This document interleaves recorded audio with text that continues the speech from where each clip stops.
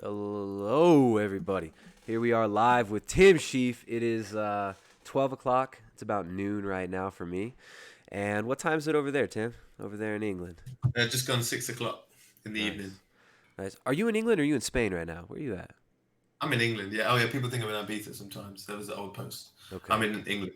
Right on, man. So Tim Shieff, been really excited to talk to you, man. It's been a long time coming. We've been kind of talking behind the scenes for a few weeks now, trying to sync up. And first of all, thank Hmm. you for coming on. I appreciate the all the streams you've done recently. You did a great stream with my buddy Drew Morg. Make sure to subscribe to Drew Morg on YouTube. Tim's got his own YouTube channel as well. He is a one of the few very high level athletes that we've actually talked to on the show here. That's an ex-vegan. I think a lot of you have probably seen some of the response videos to Tim.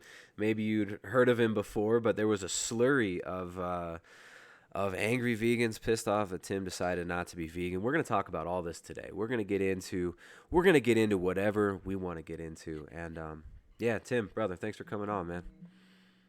Thanks for having me, Tristan. Yeah, it's great, man. I've followed your channel for a little while. Obviously, when you start to question the diet, I think one of the first things you start to see is what the other ex-vegans are going towards. And yours is one of the first channels that came up, and it's been cool to see you offer that content. And I made your keto flatbreads quite a few times. So Nice, nice, thanks, dude. thanks to your wife. Yeah. Nice. Yeah, Jessica loves that one. The kids actually like it a lot. We've been backing off the seeds and nuts though recently, just experimenting with a little bit less of the fiber and stuff. And Yeah. yeah, it's crazy times. It's crazy times on the internet. So Tim, I want to get kind of go way back to the genesis of Tim Shieff, like where you come from, because I don't know. I've seen some clips of yours doing like parkour, doing some really intense like street gymnastics type stuff. How did you get all into like the free running and all of this like parkour type stuff, Ninja Warrior? How did you get into athletics? Yeah, just want to say thanks and big up to all the viewers that are tuning in right now for the live stream and anyone that tunes in later on. Thank you for coming in and listening to the conversation. Um, yeah, so for me as a person, I was always fascinated with movement as a kid. I remember spinning on my knee to Billie Jean, listening to Michael Jackson at like 10 years old, loving gymnastics and breakdancing, like watching it on TV and being fascinated by this. And so when I was about 13, actually, I managed to find a breakdancing class before I could find gymnastics. So I got into breakdancing. And then about 17, I was working in McDonald's part time at the time. And on my break, I went to the lunchroom and there was a TV playing a program and it was a documentary on parkour. And it was the first time it had left France because it was originated in France. And it's sort of a sport where you use your body and an environment. It was invented by a guy, David Bell, who's inspired by his father, was a fireman and would use functional movement to escape a fire rather than having to go the regimented way. He'd be able to climb out of a building out the window, or if you locked yourself out your house, you could climb in the top window. Just being able to use your body like a child does in a playground, but take that into a sort of city environment. And the way we have a desire as humans to, we look at a mountain, we want to get to the top of the mountain.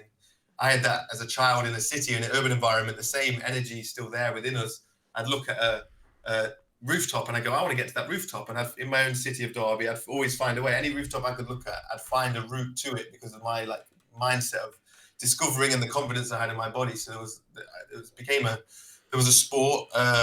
Eventually there was competitions. I ended up winning the World Free Running Championship in 2009 and then went on to win a Red Bull competition. And then I got into Ninja Warrior as it's sort of a easy crossover from parkour free running into Ninja Warrior. I competed in the American Ninja Warrior, got to the finals in Vegas twice, and then I competed as a European, as captain of Team Europe.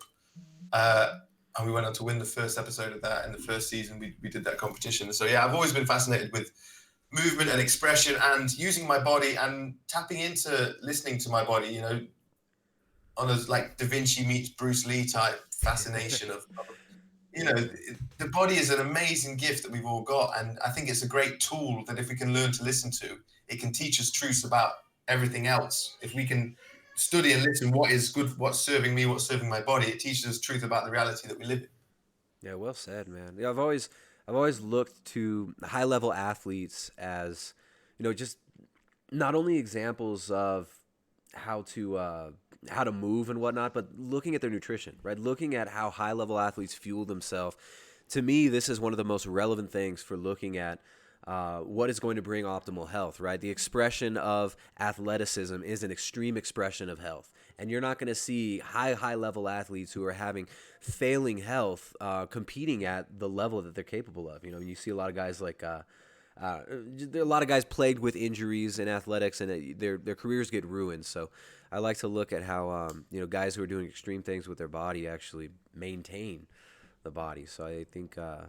Did you ever get into skating as a kid? Because when I look at some of the Yeah, parkour stuff, yeah, I skateboarded, I roller skated a bit, and that was before parkour existed. And what I loved about parkour was the simplicity. There's no variable of this object; it's just you and the environment. As long as you check the environment is solid, we've evolved with our bodies. There's an inner belief and faith and confidence and skill set that we have, what we can tap into, that children seem to have. You see your children climbing around, the way they can hang on things, and you'd be like, "Whoa, are you going to fall?" But they've got that yeah. strength and confidence in the body. They've got the core is aligned. They've got strength from the fingertips to their toes that we sort of lose as adults, and it's sort of tapping into that and keeping that. Yeah, the creativity aspect of it too is just so I love it. You know, the looking at urban landscapes, which are kind of barren in certain regards. They're kind of sterile, like concrete, and just Yeah, blocks and squares everywhere. yeah, and just having that creative flow. And I like what you said. I agree about athletes. Athleticism is just an extension of health. Like, we're all athletes if we've got healthy bodies. Like, if we take care of ourselves and our bodies, we can do athletic things. And then the top athletes just have extreme health, like you say. Yeah. Yeah, so I think it's when you look at like the vegan world, for instance, to kind of transition back there. I know a lot of people are really interested in your ex-vegan story, and I'm sure they've heard a lot of the points before. But when you look at the vegan world, there doesn't seem to be a lot of high-level athleticism. And something I've noticed is, that as soon as somebody like of even mediocre stature in whatever realm that they're in goes on a vegan diet, they get paraded around as if they're this great example of how veganism is the best thing in the world. I think you were maybe almost one of the first, legitimate vegan athletes that I heard about. So how did you actually get into veganism, and at what point in your athletic career was this? So I'm 31 now, born in 88. It was around, I was about 24, I think, in 2012. So after I'd won my world championships, um, I my friend was vegetarian at the time. I never considered it. I thought, let me try it for a week. I tweeted out, I think I was going vegetarian. I think someone must have sent me a link to Gary Yourofsky's video. I remember where I was tidying my room. I watched Gary Yourofsky's video, The Greatest Speech You'll Ever Hear, and he explained things in a way that I'd never like faced the fact that animals die for my food choices. I was never made a conscious food choice, and it made me so aware. And I was just getting into spirituality, listening to Eckhart Tolle, A New Earth, learning about my own ego and about getting a new understanding for the world. So the timing synced up, and I just was like, whoa, I'm making these choices that's harming the animals, and it's not a necessity. That was the key for me. Believing it wasn't a necessity, looking at this scientific data to show that you can be healthy long term, that it actually is healthier. And then my short term results showed me that I felt better. I lost weight that wasn't necessary. I became stronger in my strength to body weight ratio. My joints felt better.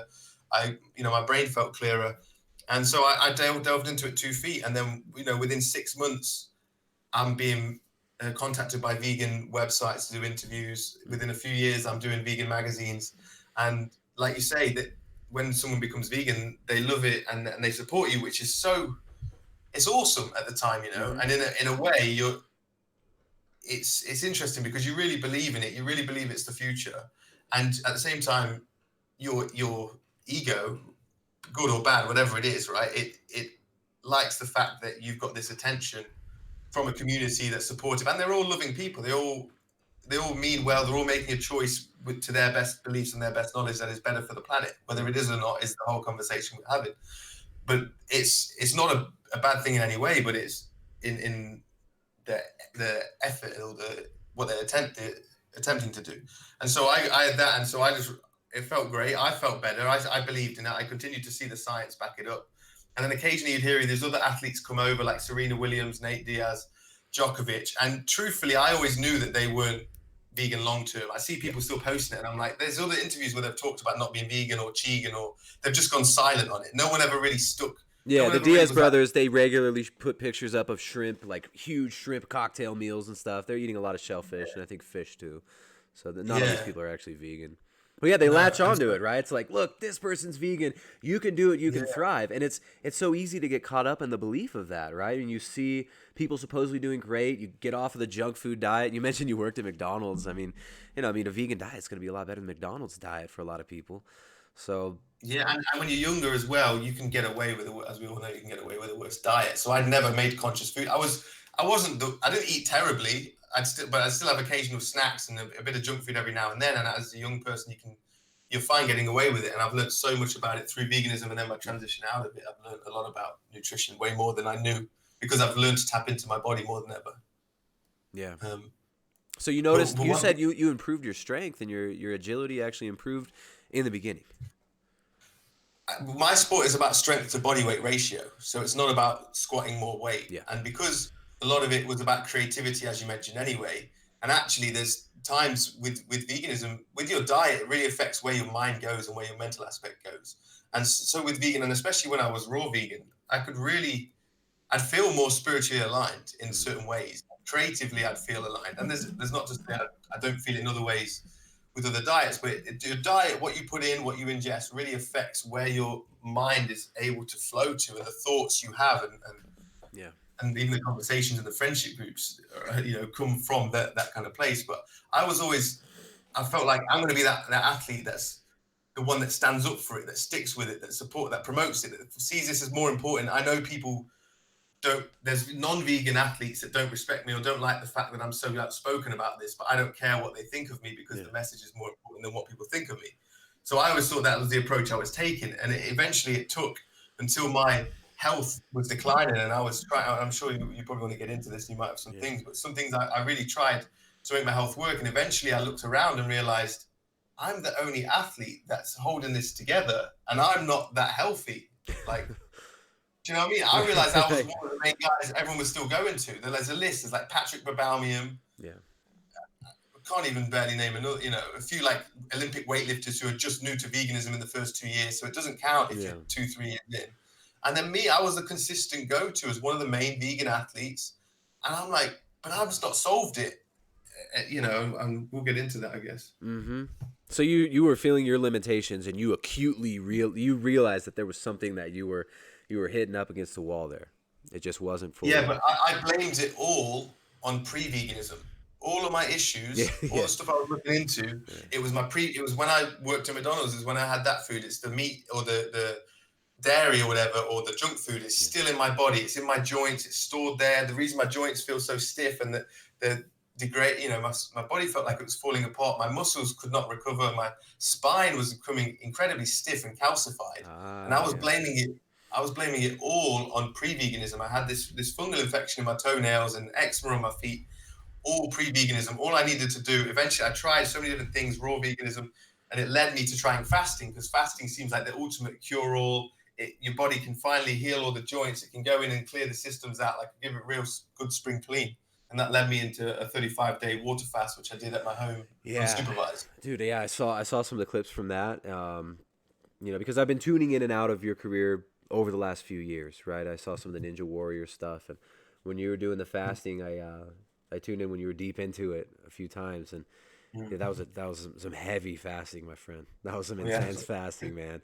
Dude, I mean, it's just amazing to see you now, and then look at those videos from back then. The amount of you seemed like you were kind of suffering a lot during that fast. I mean, on multiple levels, and you were documenting this. I mean, how did you? Were there other things going on? I feel like a lot of us, when we get into like really chasing health and really trying to get things right, we start to realize that there are multiple levels of kind of Yeah. uh, Yeah, I mean, healing goes deep, man, and for sure there's many levels, and we all have childhood traumas and emotional stuff, and I'm always very conscious when I'm searching for something of looking at all those angles and being like, is this what this is, or am I actually on the right path? So that fast, man, I was desperate for healing, and everything my soul, higher self, whatever, had guided me intuitively into fasting. And I knew I couldn't move on with my life until I did a long water fast. I did a few 2-day fasts, and I felt amazing. My symptoms were relieved. I came out of them and I felt high. And I was like, wow, if this is just a taster, and I'm researching, it was a lot of Lauren Lockman, a lot of Herbert Shelton, and the old school boys from like early 1900s Okay. who were doing people through fast. I was reading stories of people that were locked in a mine or like trapped in a mine for 35 days or 40 days, and they came out of it and they had better health than they ever had in their adult life before it because of the fast. It cleared them out and they felt better. And there's all these amazing stories in history of people fasting for health spiritually. I knew that what I had to do was fast. Now I wasn't actually suffering that much during it. I was drained. I was fatigued. Maybe that's But it. It's just like mentally, you look so damn hungry. Just the pure yeah. physical suffering that it's But mentally, I was fine. I yeah. felt completely calm and balanced. I was listening to my body day to day, and I broke my fast when my body told me to stop. But going into it, I was suffering the last year. I was suffering for years, but the last year was so depressed. Like I was so depressed. Like I couldn't. I was 20. I was 30 years old, Yeah. looking at 60-year-old overweight people running down the street, and I couldn't even run without getting. I couldn't do press ups without getting injured. And this is your I was job. getting, Like this is your livelihood. You're yeah. not just like on the physical level, but also you love it. You know, I mean, it's your passion. Shit. Dude, what is life for me without being able to move or do something, And it was like I'd committed so much to veganism. I'd slowly got physically less capable of the free running, but I put that down to the fact that I was switching over to doing endurance sports. But then eventually I couldn't even do the endurance sports. I was getting injured, and then I'm watching MMA and UFC, and I'm watching people fight after fight, and I'm like, these guys are smashing themselves, and they're still recovering. Yeah. To fight again. Right, these guys at heavyweight who are like 45 years old, they're still fighting and bashing. It's crazy. And I'm like 30, and I'm eating the most optimum diet for humans on the planet. In my head, I believe it's the most optimum diet. Yeah. But the evidence wasn't there. Like, take a look in the mirror, Tim. Like, Well, what about the science, Tim? The science shows that a vegan diet is appropriate for people at all stages of life. And no matter what, it's the perfect diet, right? It's funny because the so-called science doesn't really line up with so many people's real experience in the world. Yeah, N=1. Yeah. And I think a lot of the vegan backlash, what I've heard is people have made comments like, "Oh, Tim, he's just vain," or "Oh, Tim, he's just he's chasing this impossible dream of perfect health and of performance, and I would kill for performance like Tim had." A lot of these vegans are saying, "What the hell?" I think that they're basically saying that he tricked himself, or he placeboed himself into thinking that he wasn't doing as well in a vegan diet when clearly he was. Because look, Ninja Warrior. What would you say to that perception of you? Everybody's got to diagnose everyone on the internet, right? I know, man. They're not living my world. Like here's the thing: a lot of these people have jobs, or even if they don't have jobs, they're not dedicated to their body like I am. Like I'm day in, day out, moving, listening, testing stuff out, trying diet, trying supplements, going to yoga, running, and that's my science lab. When I go to yoga and I feel more space in my body, or I feel more energy, or I feel, then something's working. If I go there and I'm feeling stiffer than ever, and things are getting, then something's not working. And it's crazy to me that people will diagnose on the internet and say I'm healthy. I know how I was, and you see my old parkour videos, how energetic I was, how the strength and the explosivity that I had, compared to not even be able to do a pull-up without feeling like I'm going to pull my bicep. And then if I get a tweak, knowing that that's like a month to recover. And I went for a run one time and came back, and I had to do 4 hours of foam rolling on my hamstrings to release whatever it was, like really ruined my hamstring. And I did 4 hours of foam to get back to normal. And I was like, wow, if I have to do 4 hours of foam rolling every time I run, what is like, is this normal now? Is that just what it is? I was like, so yes, I was searching.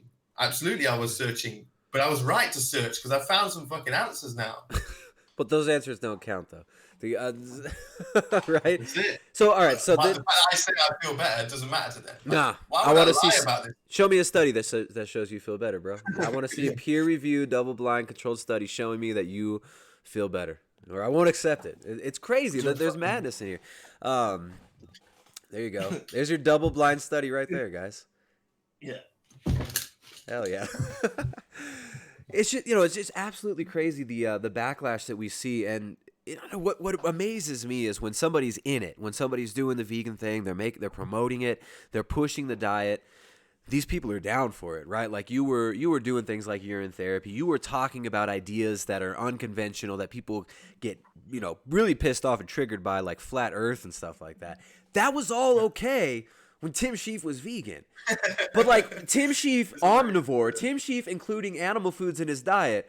Oh, look, there's a way to discredit Tim. Fuck this guy. He said this, or Tim drank pee. Tim did this and that. So, I'd like to get into some of those things. So maybe we can start with let's start with urine therapy, because that's one of the things that a lot of people talk about. They say urine therapy that was obviously one of the problems that what Tim was doing. Goji Man mentioned this. Goji Man said that you could have been giving yourself a bacterial infection with this practice.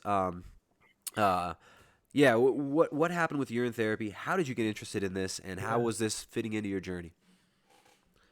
It was a gift from the universe, man. Like the last time I spoke my truth when it wasn't popular, the universe gifted me urine therapy, and that changed my life like massively. I tried it, and it gave me so much healing and recovery. Like for months on end, I'd felt the best I'd felt as an adult. It was doing so much. And you spoke with Snake Diet guy, right? Exactly. I was going to bring that up because he's fine. He's not wrecking himself with urine therapy. There's loads of people who do it. Not only people that speak about it, or people that want to discredit someone who have got no experience in it. Now, there's a book by John Armstrong called The Water of Life, who healed loads of people with cancer on a day from death's door with cancer with urine fasts. And then there's a book called Your Own Perfect Medicine. And it's not just because I read a book and I go, oh, I try it. I try something, I listen to my body, and it worked. It makes a lot of sense to me. Like when you can undo the programming, but you have to be, you're either ready for it or you ain't. That's the thing. And most people just aren't ready for that kind of conversation. But when you research it and you can undo it, and then the experience of it itself, that your liver filters everything good from bad, right? And it sends everything you need that you're going to use to the kidneys. The kidneys then absorb everything it can. Anything it doesn't, your liver sends everything you shit out that's bad. Anything you need goes to the kidneys. It absorbs everything you need. And anything you've got an excess of nutrients, you pee out those nutrients. It comes out the front door, out of the life-giving, birth-giving, organ. Oh, it's a waste product. And it's the way we see ourselves as a human.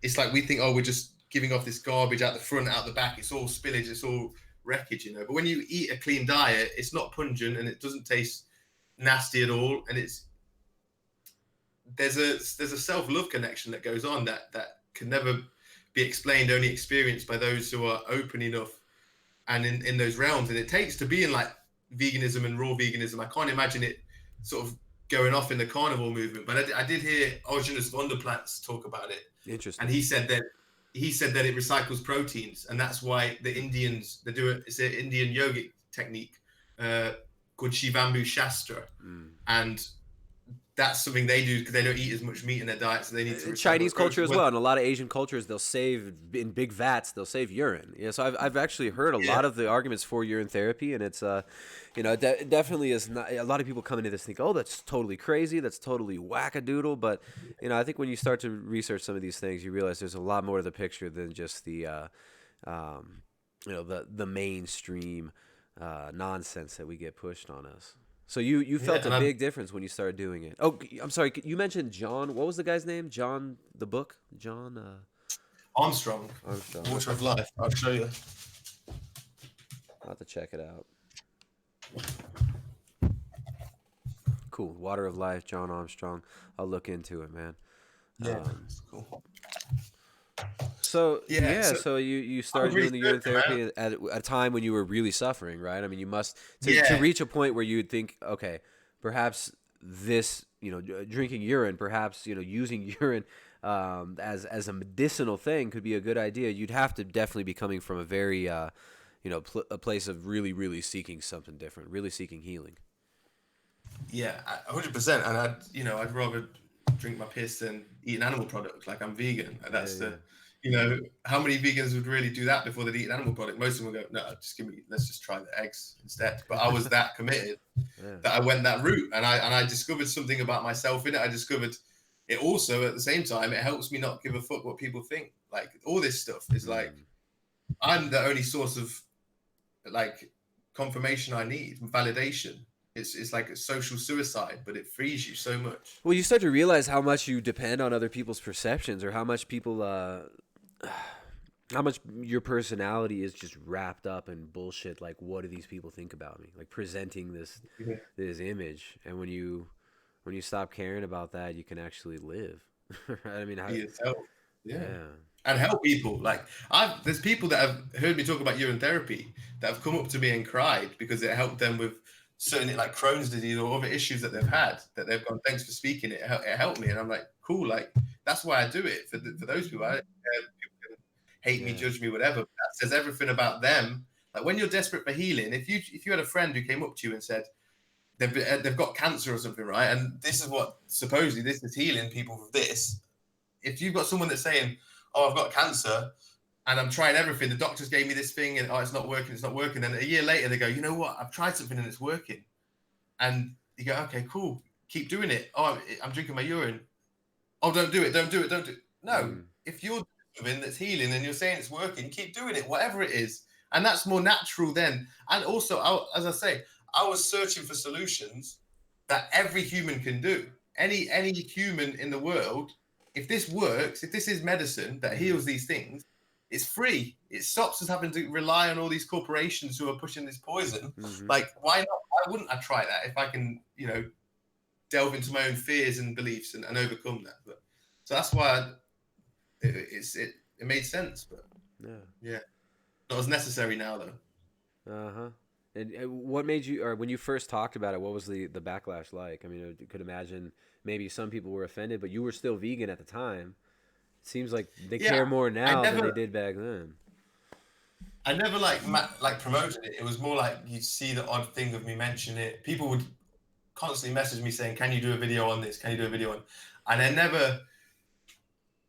I like to really embody something before I promote it, which Mm. is somewhat ironic with the vegan thing because I promoted it, but maybe 6 years is just about enough to start embodying something. So I didn't really speak about it massively publicly, but I'd hinted it and I'd mentioned it. But Yeah. people would have their opinion. I'd see people say stuff, but in that world, there is a lot of strange stuff like in the spectrum of veganism, and you start to enter the sort of naturopathic realms and the herbs and the raw veganism. Yeah. It's an interesting community, and it's a lot of open-minded people there. Yeah, for sure. When I started getting into veganism too, I definitely met a lot of open-minded people. Very open-minded in certain ways. I ended up, Yeah, kind of leaving the exactly. ideals. Like I never believed in it from the ethical perspective. I Mm-hmm. never bought into it on that angle, but I did. I bought into the health aspects. I bought into the, we need to avoid the hormone injected, GMO eating cows and that's what kind of brought me towards it. But yeah, there are a lot of people who are seeking alternative ways of living and of healing, and I think it's important to to not just discount everything that you hear that you may have an aversion to at first. I mean, a lot of people have an aversion to thinking that meat might be good for you, right? And a lot of people had aversions to thinking that a vegan diet was even possible, but then they ended up doing some research and becoming convinced. So people are so quick to throw stones when it's something they don't understand, that they aren't comfortable with themselves. So Mm-hmm. I think it's, you know what, I'd rather drink piss than a Beyond Burger any day. So um, Yeah, it's your own fucking thing, man. Like we'll drink Coca-Cola out of a can or water out of the taps, but yeah, there's nothing in your urine that you've not already put in your body and ingested once anyway. Like, and it yeah. comes from your bloodstream. Like, it's nothing new to your body. Tap water in a lot of places in California is like reclaimed sewage water. So it's like Yeah, you're drinking all sorts of stuff in that, and nobody bats an eye. They drink chlorinated water, fluoridated water, all sorts of chemicals put in there, and but nobody your own, cares. your own fluid that you've created from Yeah. your own. Yeah. Yeah, interesting, interesting. Yeah, it's funny. I didn't know that you didn't even promote it. It sounded like the vegans now, they make it seem like Tim's like the urine guy, but it seemed maybe that's just the smear campaign propaganda tactics of Surely this, yeah, man. Like they've really gone to town to try and make me appear a certain way, mm, and yeah, bad man Tim man bad, bald man bad over here. Yeah, I'm bald. I'm this. I'm that. yeah, There's so many ways that they try to discredit me, but it's yeah. Why don't you actually talk about ideas instead? I think that's more yeah. important. So yeah, the urine therapy thing, and then another thing they like to try to harp on about is the flat Earth stuff. Mhm. How'd you get into that? How'd you become interested in the ideas around flat Earth? And has that? I haven't seen any Yeah. videos from you promoting it really, but why are they always harping on about this? I did one to Vegan Gains because he tried to call me out on it. Okay. And so I had to, that's the one time I responded to him. And I think in time, I think that video says everything I need to say, really. It was the most neutral video I've seen on the subject. But essentially, it was Eric Dubé. I don't know if you know Eric Dubé. Yeah. There was, the one question that posed to me was, when you look at the horizon from a beach, it's at your eye line. And when you go up in the mountains, it still meets your eye line. Mm-hmm. And if you're on a globe, whatever the scale, however massive it is, when you go up, everything around you will drop away, and it doesn't drop away. Now they say it's just scale, whatever. Maybe, but it just had me thinking. I was like, what if? And so I did some more research into it. I looked, I asked my own questions. I came up with my own questions for the world. I go out into nature. I walk on my own. I spend a lot of time in it. I love the earth. I show it by going into it alone. Yeah. And she shows me things back. And I made a decision to try and traverse this kingdom in a way that with my own tools, the tools I've been given, the way my brain is wired mathematically and perception wise, if I perceive the world from that perspective and not from these images from the computer that I've been given, or from these stories of space, from all this stuff that's external, from my own internal stream, I perceive it to be a certain way. So therefore, I believe we're meant to perceive it to be that way, because that's the way we're born into it. And that doesn't work for some people, and that's fine. But for me, I think the more we can try to live in the way we're built to perceive this kingdom, the more in alignment we're going to live with it. And so for me, it's completely motionless. There's no spin happening, all this stuff. The water's not all spinning to the equator. If you spin a tennis ball, all the water spins to the middle. The water's not all spinning to the middle on this spinning ball. The stars have been the same for thousands of years. Our ancestors have always looked at the same stars, used the same stars to map out. If we're spinning, everything is changing. Every night, the stars will be in different formations. And so everyone's got their answer for each of these things. But for me, those are very important, simplistic. You weren't buying it. You weren't buying into the answers. You didn't think they were enough. You didn't think that these people were able to explain these anomalies. Right? Yeah, because it's simple truths. And I think they convolute the truths with this complication, incomprehensible science given to us. And we know science these days it's so focused in the micro, it misses the macro. There's a line down the S in science nowadays, right? There's a nice little dollar sign for the S. I think eventually we'll catch up to nature when we'll keep chasing our tail with this stuff. But I think it's 500 years of scientists looking in the wrong direction for the truth. And it's funny. Maybe it was a joke. Maybe it's for money. Maybe it's whatever. But who knows? Yeah. So, did you get much? You didn't get much backlash for that when you were vegan, did you? Yeah, I mean, I got it from vegans. I got it from the parkour community. I did a London Real interview where they asked me about NASA. I said maybe they're all actors. Who knows? Or I mean, sure, many of them have no clue. NASA. But at what level? What about Neil deGrasse Tyson? What about what's his name? Bill Nye the Science Guy. Yeah, all of them. They're all shady characters as it is, man. And then you can just sense the fact that we've not been to the moon in 40 years. Like we went there, however many times we went 50 years ago, 40 years ago, and they lost all the telemetry data for how the devices that flew to the moon. They don't know how they built them. They've lost the data, the blueprints for those machines. And we've not left low Earth orbit in 40 odd years. They've lost the data. They don't know how to build anymore. Oh, well, we'll still take 11 billion a year of your taxpayers' money, but we can't go to the moon anymore. We can't set, and it's this constant cycle of you see in the media, but they've said in 2020, they're going to send this thing up. And it's just forward projection. Oh, we'll just do it then. We'll do it in the future.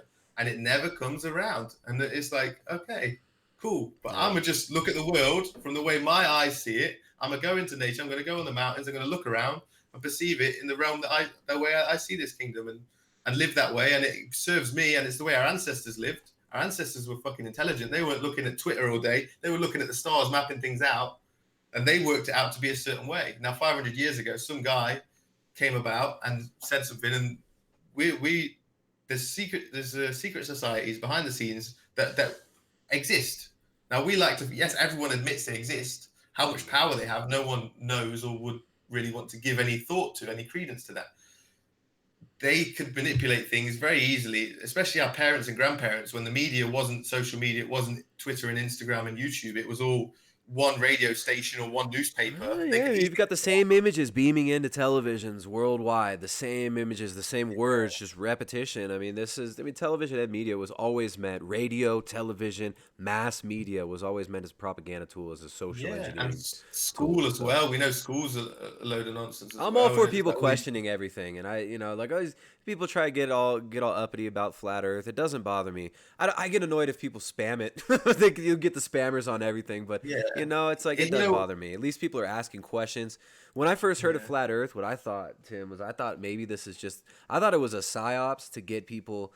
So it's like anybody who questions the NASA bullshit and all this other like black ops yeah, weird stuff that you see, and the aerospace and all this, Lockheed Martin and the privatized military industrial complex and the technology level and all.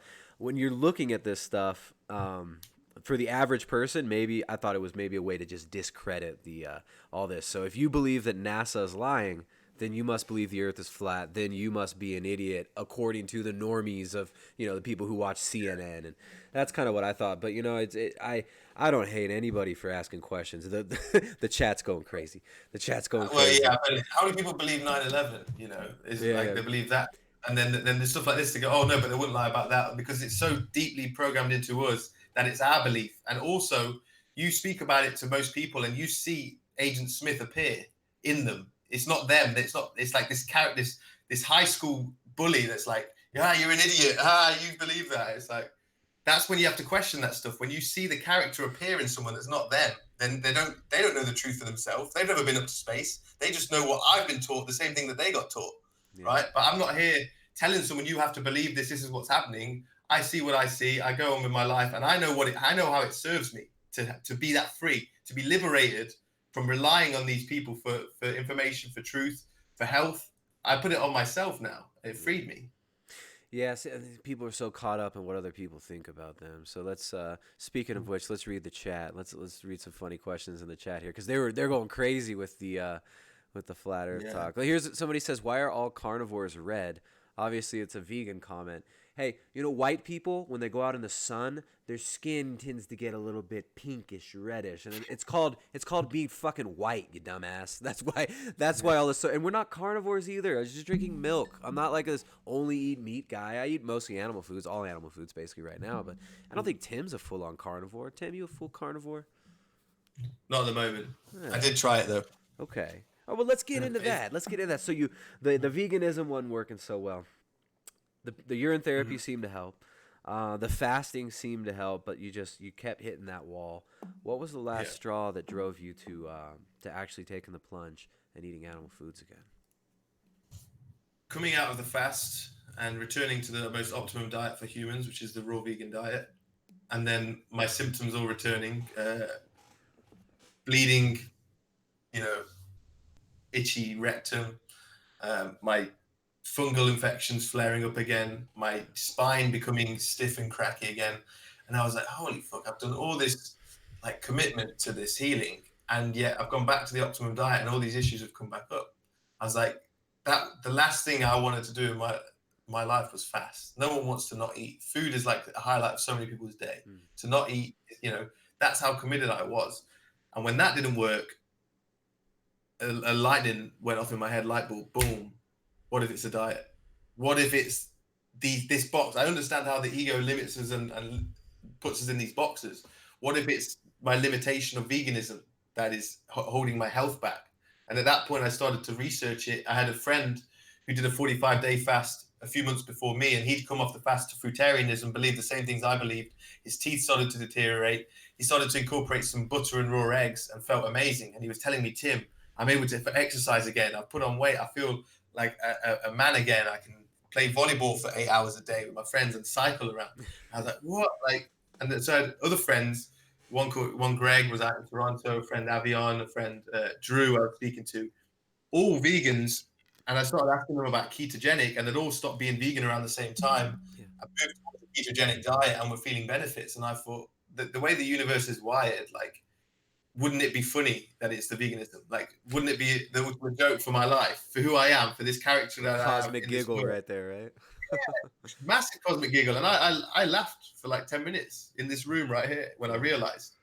And once I researched and realized I was killing animals for my choices anyway. When I'm eating vegetables and they're killing them, not only are they killing them before they can plant the, to create the space to plant the fields. Then when they crop them, they're killing rodents, insects, birds, They go getting out there killed. Then with shotguns and rifles, and they just pick off pigeons and squirrels yeah, and deer. yeah, There was a viewer. Thank you to the viewer who sent me a bunch of links to these videos. I haven't included them in a video yet. I know you might be offended that I haven't used them yet. I know you really wanted me to use the footage. I'm gonna put some of this footage out there. But thank you for sending this.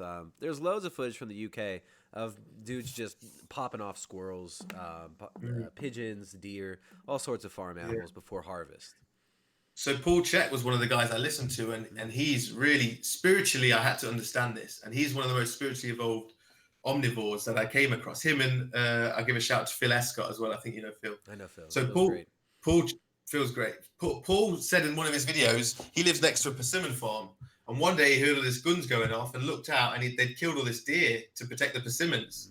And so it's like I love persimmons, bro. I was in Hawaii eating persimmons and papaya, and deer are dying from my persimmons anyway, and I'm suffering.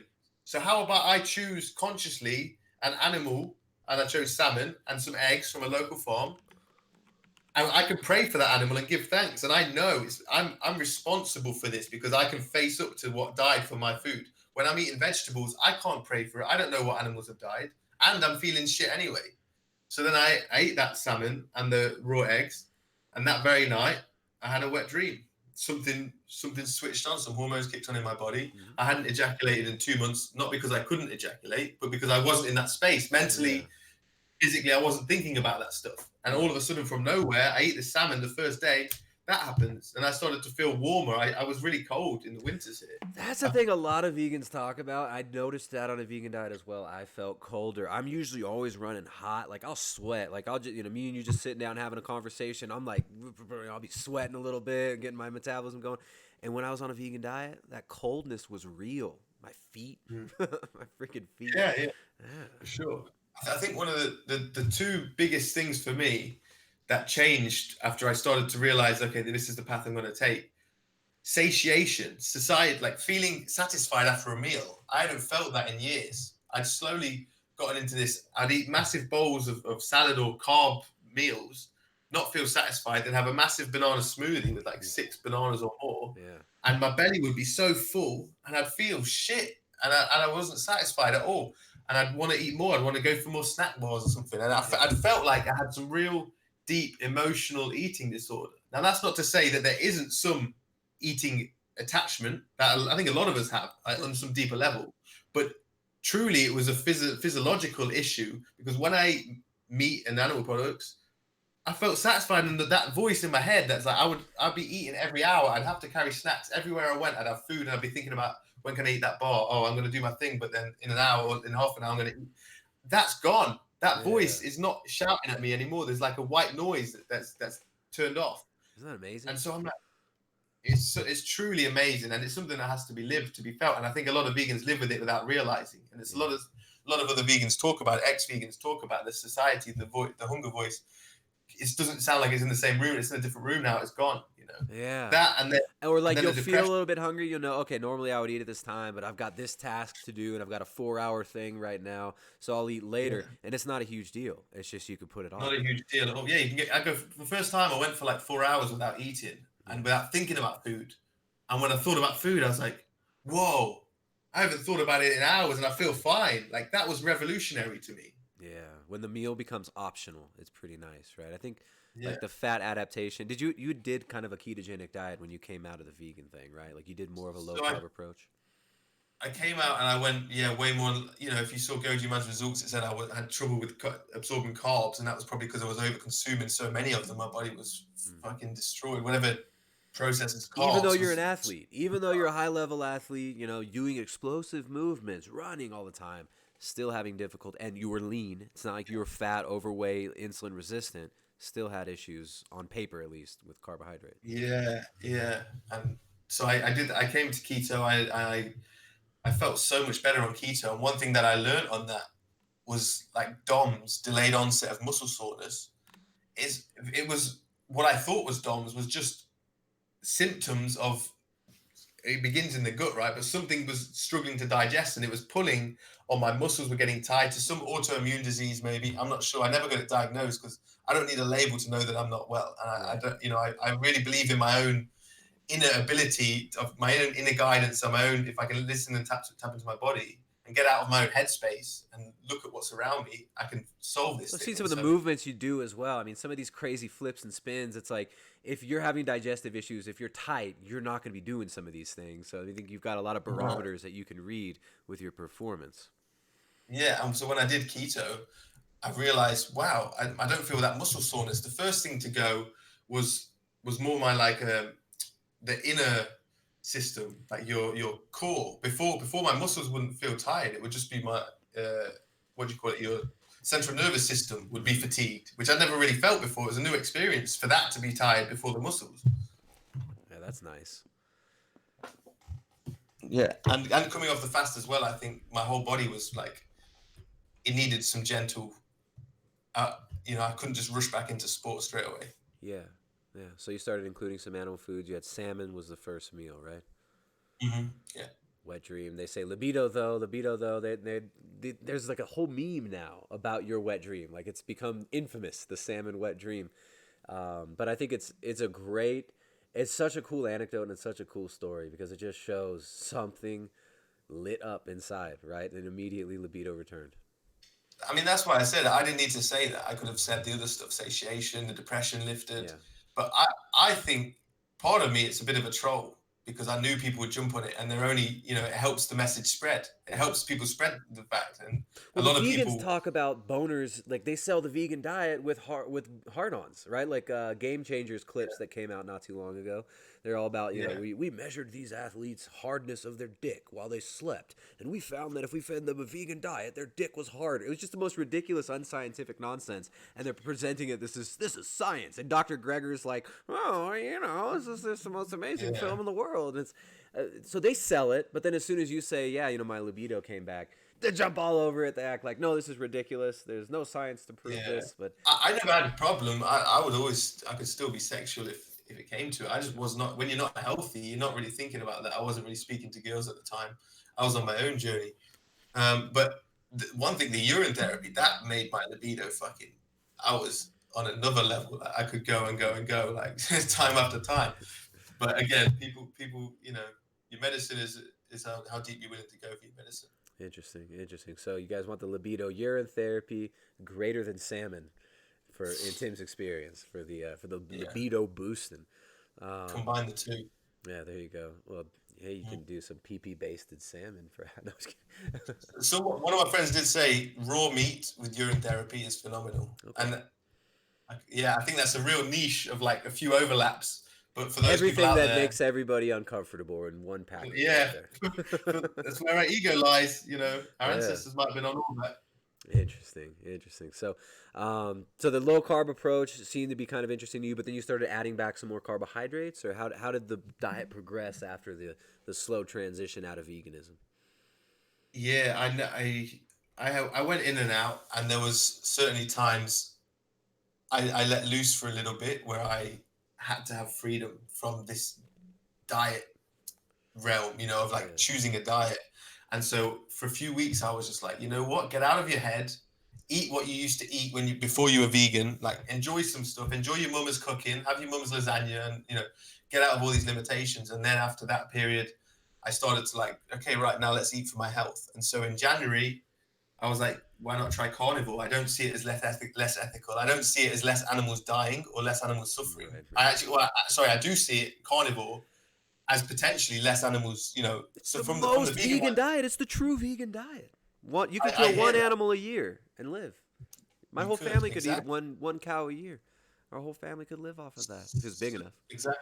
Less animal, less suffering, Yeah. and what's around me, like I'm importing bananas from your country, from Ecuador, and watermelons from Turkey, and around me this field's full of cows. I'm ignoring that very fact, and maybe God's put it there and he's like, okay, get out of your head, stop trying to think about diet, listen to your body. So I did carnivore for most of the month of January, Were and you craving meat like coming up to that? You're like, man, meat is really good. I kind of just want to try eating all meat, or was there a uh, physical aspect to it? not massively. I felt, yeah, the satiation was such a relief.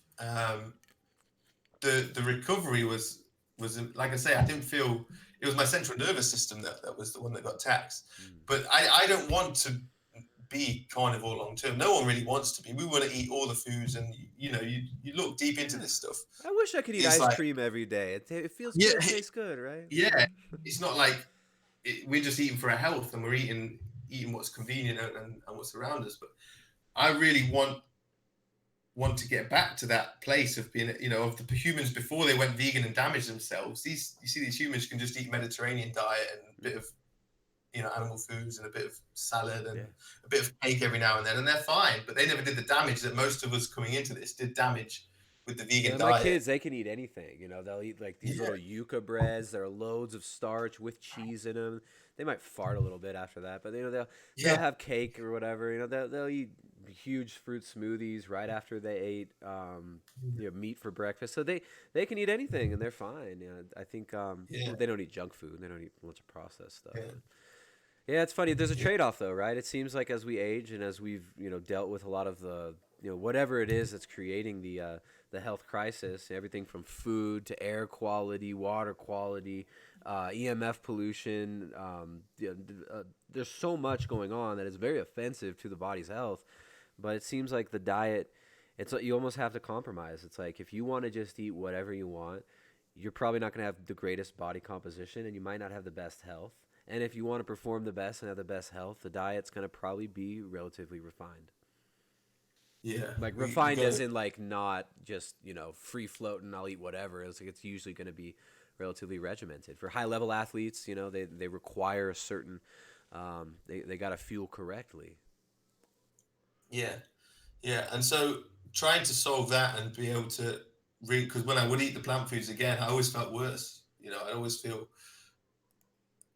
just not as good, not as much energy, and like I just suffer more. But what I have done is I've found a supplement that I started taking because these were two things: animal products and supplements. I wasn't really down with either of them. Yeah. Added animal products into my diet. I stopped going from this to this, like slight uphill. Like, oh, I can actually function as a human in society now. This all this massive weight, the vegan ego weight gone of like you can't help it, but you're judging everyone around it. You wish they would just realize what they're doing. Yeah, It's you like you see the can't. world through and even though I was never an ethical vegan, it's like when I was doing the vegan diet, it was like everyone's food's like, oh, you're eating meat. Like you don't need that, right? Yeah, And I the wouldn't answer's say anything, but I felt it. Like I felt like, oh yeah, I wouldn't eat that. I wouldn't eat that. Like I wouldn't eat. It's this weird process that you go through. yeah. You It's really disconnect. You're so disconnected, and it's tough because you just can't. The thing is, it's like a time. There's a time period. There's a ticking time period with it, and I think time was up for a lot of vegans, and it's happening now, right? But there's other people that are in it, and hopefully it's a matter of time. The reason I speak is I don't want people to suffer as much as I did, so they have to do as much healing afterwards or can't even undo the stuff. But anyway, yeah. since reincorporating the meat really helped, and then finding the right supplements that there's longevity, just to put it out for those who are curious and want to research further.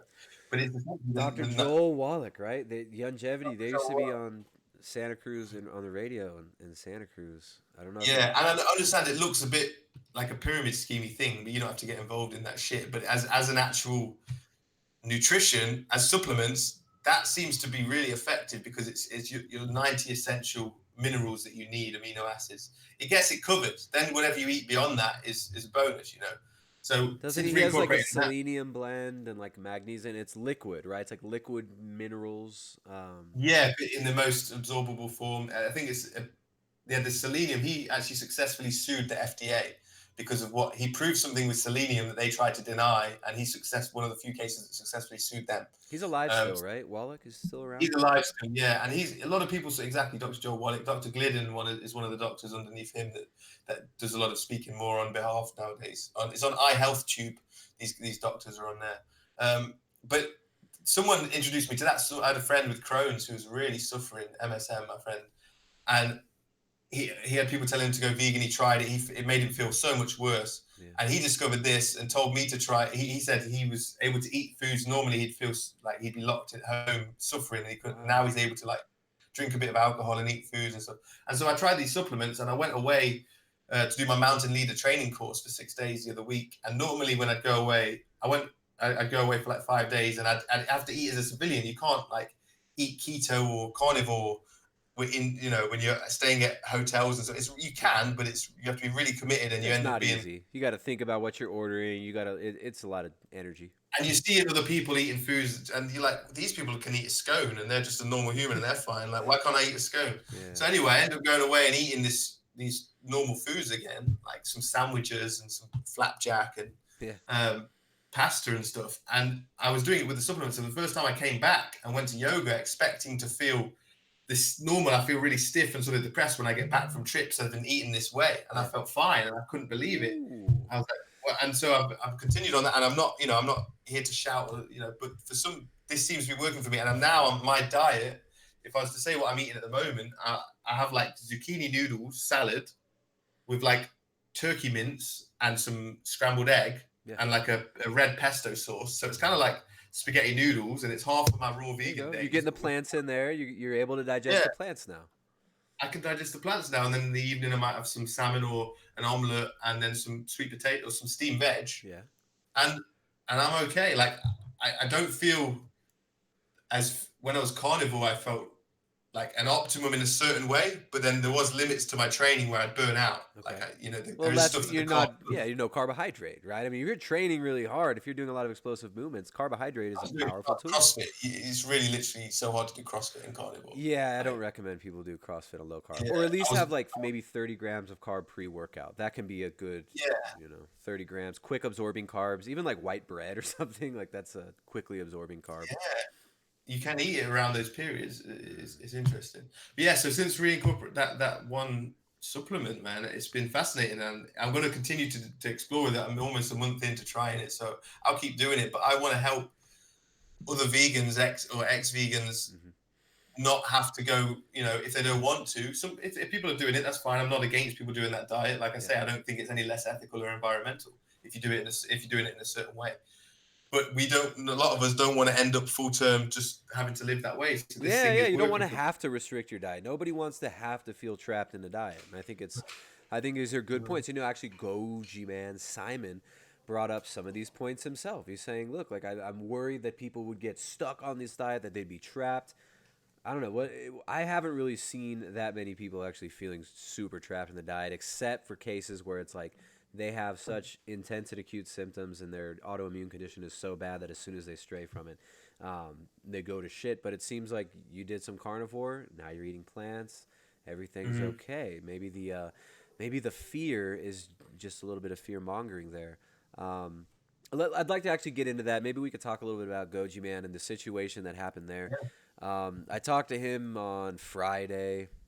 Let's see. I'll pull up let me pull up the window here. And I'd marked the spot. I'm pretty sure this is where he talks about you, Tim. Cool. Let me know. Confirm with me if you can hear when I play the video. Did you say you've been helping these people? Mm-hmm. It just, to me, it seems like a big roundabout thing when it's like, why not just eat meat? Tim Shieff came to you. Here's another thing that I thought was really, you came to Tim Shieff came to me. You came to Tim Shieff though, right? What happened? Who came to who? So I made a video about him, and I said, look, let's do some testing because you're failing for whatever reason on a vegan diet. So let's not jump to conclusions. Let's look at the underlying mechanisms. That's all I said to him. Yeah. I had a conversation with him beyond that. He chose for whatever reason. By the time I spoke to him, he was already eating kind of meat and eggs and stuff like that.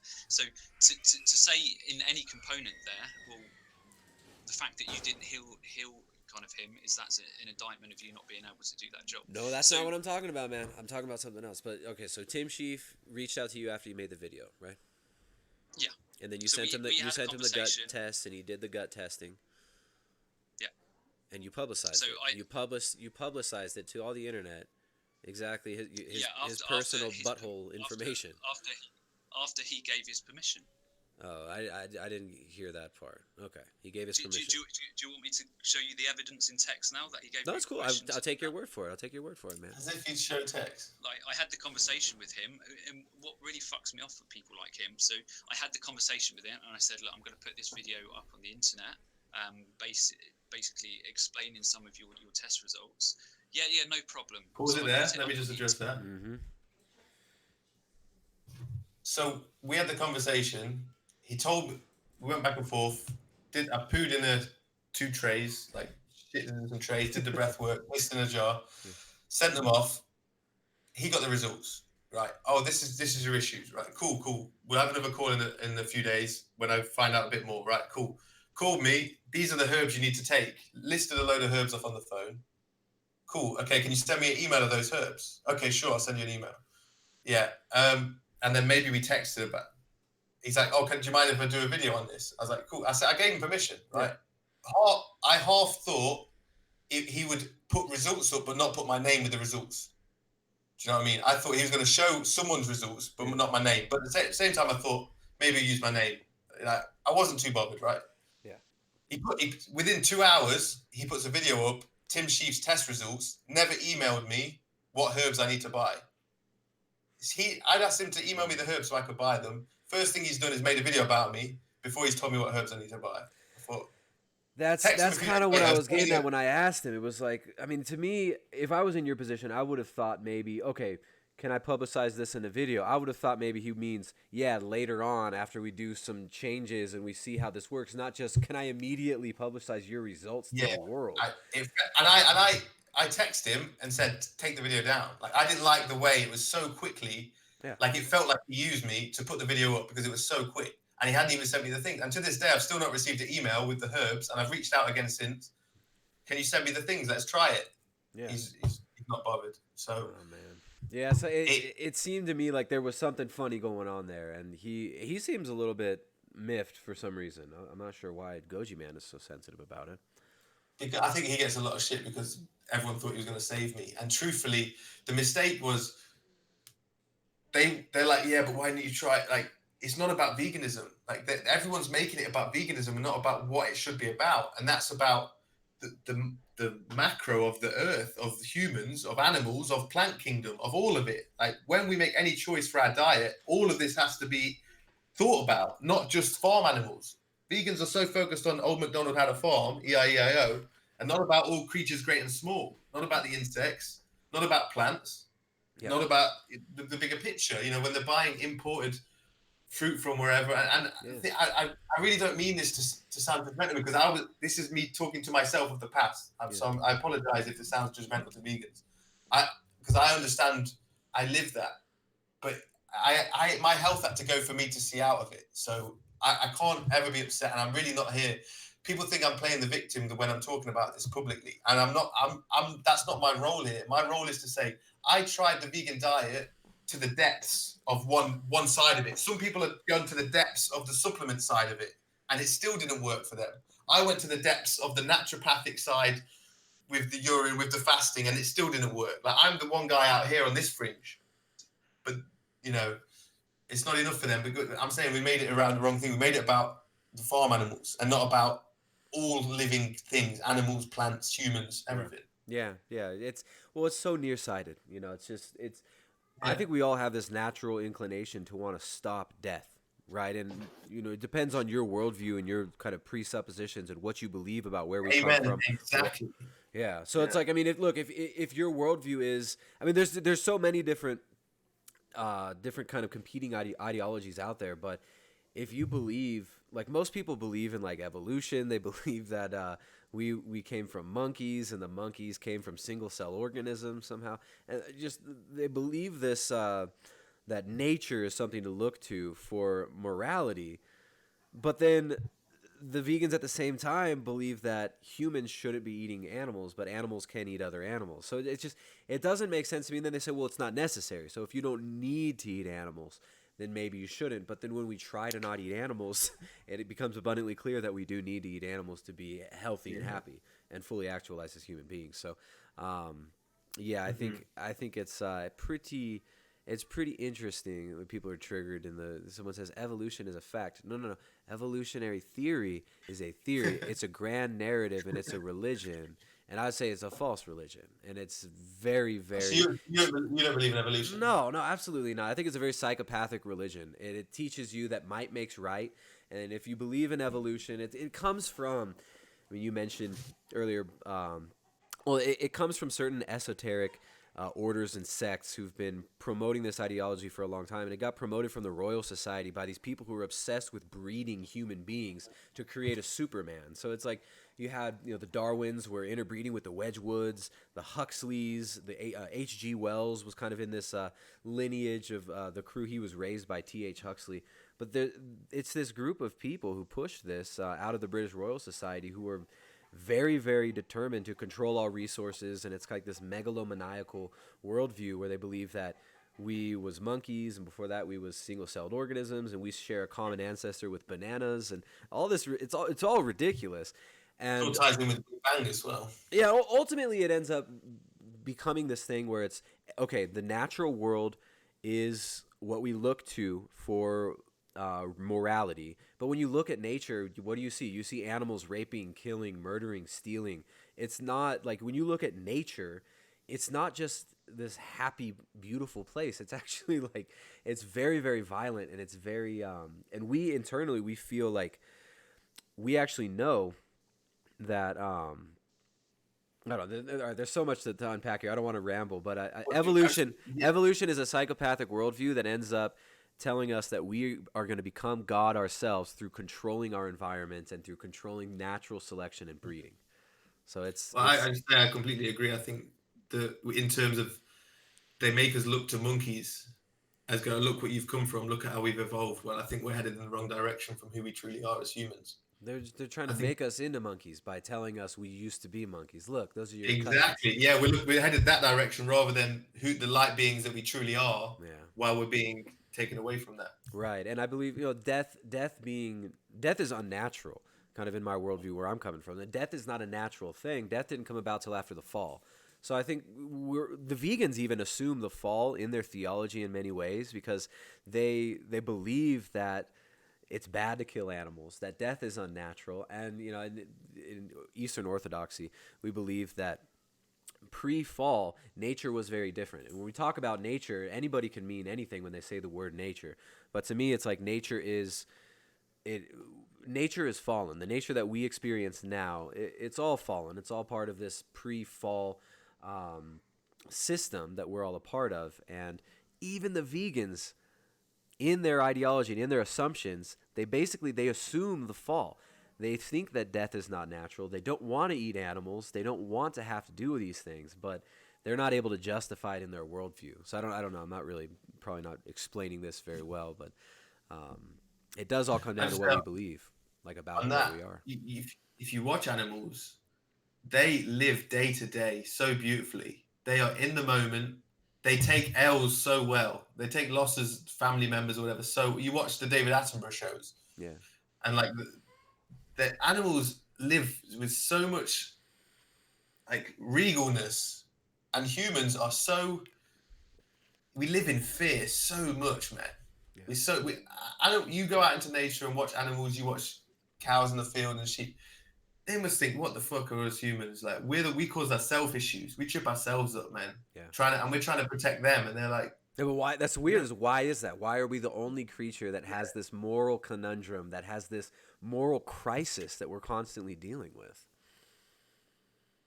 That's to me, it's a really important question. What is it? They say name the trait that makes it to where humans can eat animals.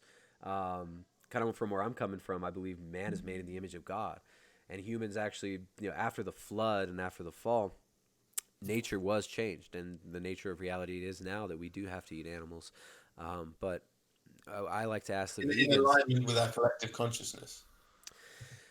Yeah. Well, I mean, there's so much. What I like to ask the vegans is what name the trait that makes animals not culpable for eating other animals, but makes humans morally responsible for eating other animals. Because that's what it comes down to. It's morality. Where does morality come from? Where does right and wrong come from? That's the real question. And if you look to like ancient Indians or something, and plants, the plant kingdom, plants are incredible, and they have defense mechanisms as well. Yeah. And What? spiritual presence too. It's like there's plant people like talk about plant medicines where they Yeah, contact spiritual beings through consuming certain plants. And they're a higher intelligence than any of us in a way. In many ways, they're a higher intelligence. yeah, or We're being maybe what they allow us to tap into when you take yeah, certain plants, maybe that's something separate from the plant too, right? yeah. They're the way they use fruit, like fruit, they're using us to spread their seed with the fruit, So we are being used by them. That's why I thought fruitarian was the way, because it was the least harm in a way. But I was just, they call it the kiss of death, the sweet fruit. Now, somebody in the chat says morality evolves. No such thing as objective morality. See, and that's the problem is people believe that shit. That morality evolves. There's no such thing. So today it might be wrong to rape and murder, but hey, maybe tomorrow through evolution, reality will evolve, and this will evolve. But you don't. All right. So evolution, everything is a constant flux. Everything is constantly changing, except the process of natural selection and evolution itself. Right? Huh? Huh? Okay. I Yeah, guess yeah, makes a lot of yeah. sense. So yeah, so Tim, let me pull up this video I got with Klaus here, and we can check out what Klaus said. You've kind of responded to Goji Man, gave your side of the story. Thank you for clearing that up. Let's hear what Klaus. I'm grateful to Goji Man, but it just, at the end of the day, it wasn't handled, and it wasn't the solution. Like, he's just another scapegoat for the current patch of vegans. Like, there was other people before him, and there'll be others after him, like Dr. Morse or whoever. Like, there's all these people around that they'll turn to. There'll always be someone vegans will turn to that has the answers, but there isn't. Like you asked him, who actually has he solved? He gone it, and again, who I look to someone who's helped themselves. Show me someone that's helped themselves, then I'll listen. So. Yes. Yeah. So that's why I think guys like, Phil Escott, he's got a great story dealing with chronic arthritis, his knees Yeah. just blowing up when he was young, and long-term vegetarian, vegan dieting. And as soon as he started eating more animal foods, everything improved. And this is a common story. So to just discount all of these, everybody's own personal N of one experiment is pretty ridiculous. So yeah, thanks for clearing that up. I'd love to see you and Goji Man actually do maybe a show or something. You guys, or maybe I can have you both on. We can do a podcast and talk about this stuff. That could be fun. So maybe I one think day in there's the nothing future. said, man. Like I'm happy with my solution, and I'm on talking to people who are evolved out of it now. There's no There you point go. in me talking to people that are trapped in that. Right on, man. Right on. All right. So here we got Klaus. Do you want to give a little bit of background on you and Klaus? Like, it seemed like you guys maybe Yeah. had some sort of a relationship before this, and I was actually offended on behalf of you, Tim. Even though we don't know each other that well, like you seem like a really nice, straightforward guy. I was kind of upset with Klaus with how he did you on this one. I got to be honest. So trigger warning. He might upset you too. But how do you Yeah. know Klaus? How'd you guys meet? So he was one of the first UK like fruit guys. We met at a raw vegan meetup in the UK, and I was like, oh, there's another dude, male London kid that's like into this stuff. He's into handstands and climbing, and he seemed like a really cool guy. High Carb Klaus, he was originally called, Mm-hmm. and he like cycled around Asia and stuff. And so we met, and then he started to do plant-based news. I supported the show. I hosted a few shows. I invited him round to my flat, and we filmed one in my flat. I went round to his. And I always supported. I promoted plant-based news when there were nothing from the beginning, and did stuff with them. And then, when the whole fast forward to when I became not vegan, and they started to post videos about me, thumbnails of me that have been photoshopped to look extra skinny During the from fast, right? The fast yeah, thumbnails. and it was saying like 10 things the internet said was safe that's dangerous sort of stuff, and it was like Yeah. sun gazing, and I didn't watch the video, but I see enough comments and stuff around it, and I was like, a thumbnail like that from someone who I always thought was cool, and they just started to do loads of videos about me. Like they really started to attack me with other doctors blaming the fast and all this stuff, and I was like, how like blind are you? I tell you I was suffering before I fasted, and they're still blaming the fasting. Yeah. I don't get like who's fasting for jokes? I'm an athlete. Why the fuck would I stop eating for 35 days if I was fine? And then go, Because he has an eating disorder. yeah. I think is he going to say that in this clip?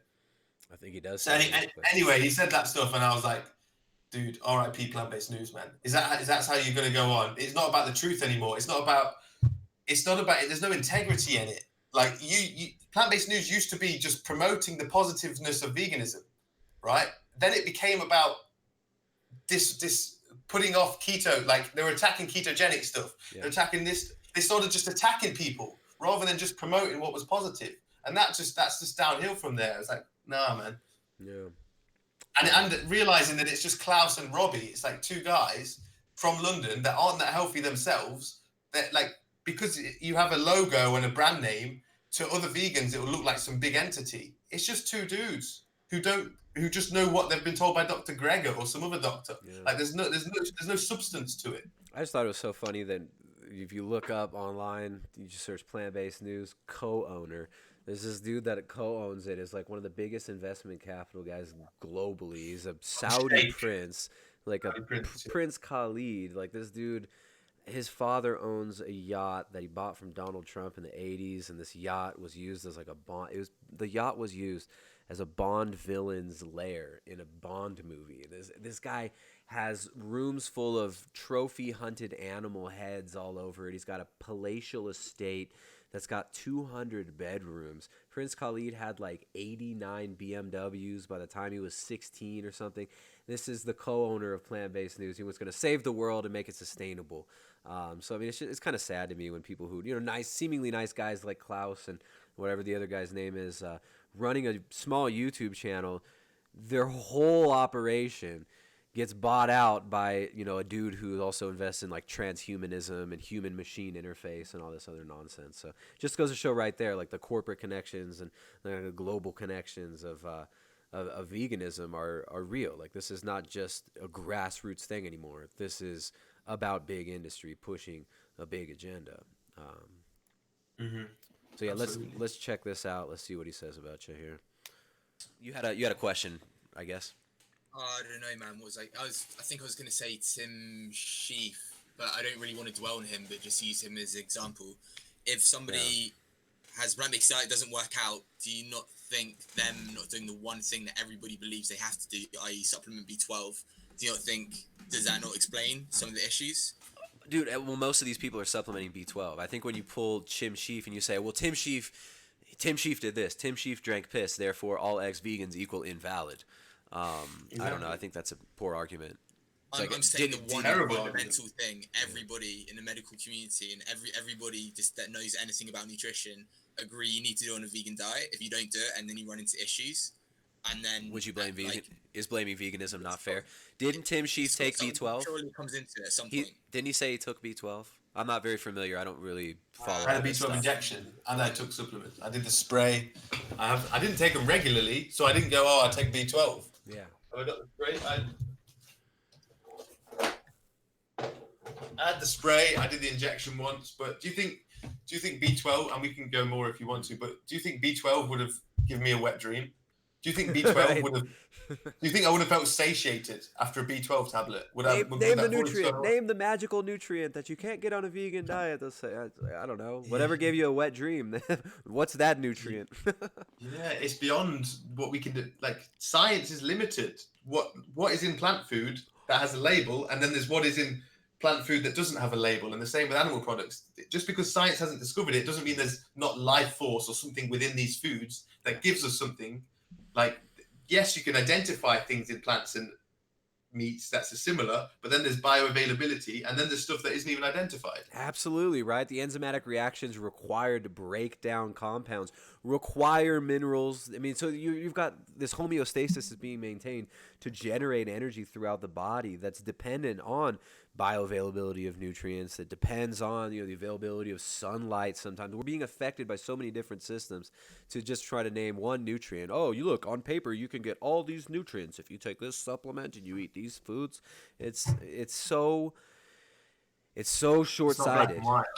Yeah, short-sighted. All right, so let's keep going here. Where have you been? But are you aware of this from? I would have to ask Tim, and I thought I remember him saying that he did take B12, that he did use that, but he didn't want to take antibiotics and go that route. So But yeah, I mean, we don't even have to just focus on Tim Shieff. Sure. There's loads. I don't want to talk about It him. seems like you and Tim. I feel bad for you guys because it seems like I've Tim was a friend of criticised him yours. enough. Wasn't Tim a friend of yours? Yeah, man. I mean, went over to his house a couple of times. Came over to mine, did podcasts, really friendly events, for sure. Yeah. And I actually apologized to him for one of the videos and the thumbnail I did. I just said, it wasn't my proudest moment, but putting this information out about the things you're into and how they Admitting you photoshopping and putting it out. explain potentially like your ill health perhaps out trumped a bad thumbnail, so that's the way I said it to him, but he obviously wasn't happy and sent me a couple of angry voice messages. Haven't really heard from him since. Yeah, I mean, it seems kind of, I don't know, it kind of bums me out to see people. I see these vegans leaving their families, calling their families murderers, saying that, I mean, Gary Yourofsky saying, my mother's a psychopath. She's completely psychotic. That was actually a decent Yourofsky. Crazy, right? I mean, to me, that's sad. It's like, I'm all about family, man. And we're all about communities and families. And I think it's great. If people want to grow their own food and be vegan, that's cool. But have you ever known somebody to live completely off of their own food as a vegan? It's kind of a interesting one to look at. I don't know anybody that grows their own I food. used to say only vegans can judge me. Now I'd say only vegan gardeners can judge me. Because they're the ones because they're in the dirt. They see the worms that they're killing and the other thing. You know what I mean? Like, and the truth is, vegan gardeners wouldn't judge you for not being vegan. Like, yeah. Well, as soon as you get into gardening, you get into food production, and you think to yourself, okay, could I feed my whole? You see it. You can't feed your whole family. You can't feed yourself on your own land using vegetable agriculture. Not going to happen. Even if you got a fruit forest.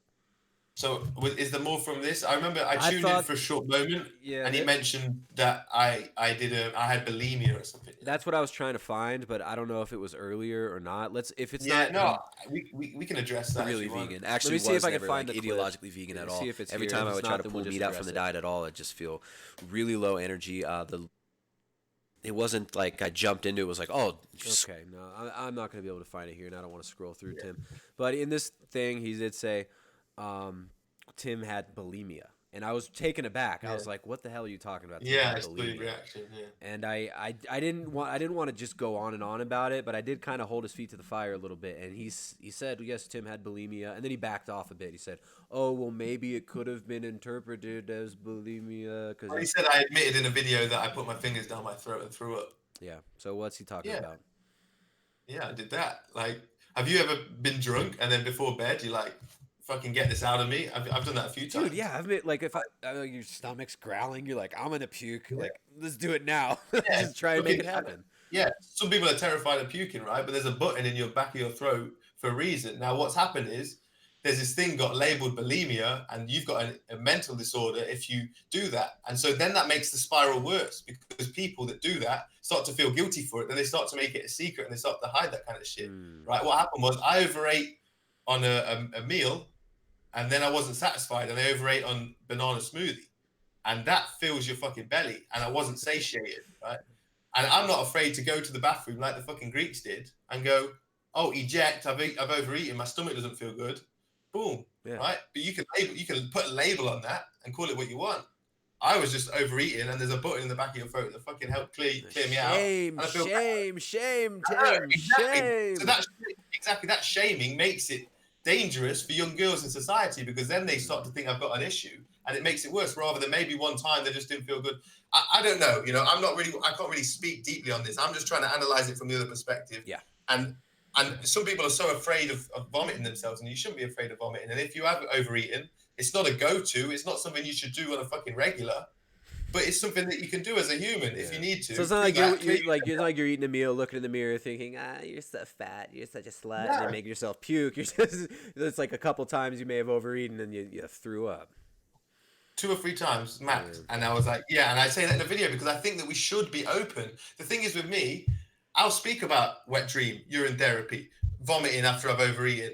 And I'm not, and because I'm open, there's nothing about me hidden that's secret. I don't have some weird porn fetish or something like that. Like, I'll just be the kid that's not afraid to be open, right? And if more humans would speak openly like this, we could start to get to the truth of each other, and there wouldn't be all this shady voyeurism, hidden, secret, nasty realm. That there's a real dark. You hear about pedophilia in governments and these islands and shit. Like, is that shit real? It could be fucking real. That's the real fucking. This is the thing. People don't want to talk about the real darkness. They don't want to face the real darkness, so they invent phantasms, and they just, they diddle with their phantasms, right? So, bad man Tim's so bad, Yeah, it's fucking mental, man. Right. So then the real issues, the actual real evil in the world, just kind of slides right by. We're not even equipped to deal with it anyways. Most people aren't even equipped to deal with the real darkness that they're engaged in, maybe regularly on a regular basis. So they project.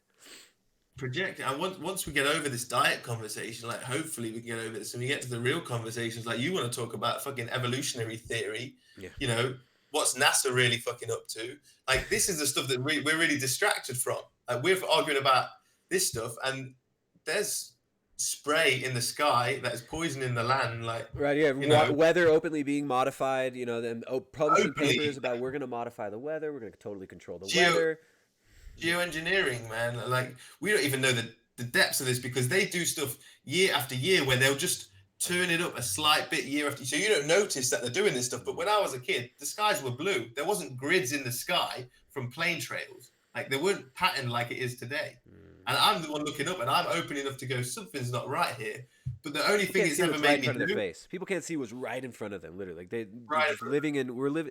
That's what's so sad and so crazy about society today. We get basically brainwashed and duped into just living in pretty abject situations. And in certain regards, life is so comfortable. Life is so great. Yes, all this is true. Like, we're very fortunate to have, modern sewage systems and stuff like that. But people don't want to deal with the muck that's around us, right? You mentioned institutionalized pedophilia. Like, these things are real, and these things happen. And these things are happening right now, yet we're over here fighting over whether we should ban meat or not. Like we have people marching in the streets to make it illegal to eat the most nutrient-dense foods.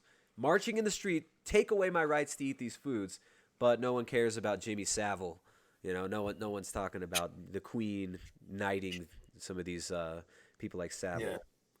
Yeah. The key, though, out of all of it is it's all disempowerment, and it's about taking your power back, being responsible for yourself, being responsible for your health, being responsible for your families, as you're all about.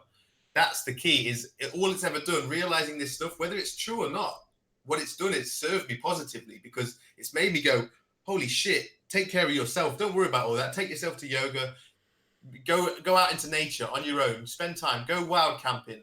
Go put yourself into survival. That's one of the things that reason we're so depressed is because of the comforts that we have. Animals don't. Only animals that you'd ever see depressed are like a dog that's trapped in a house.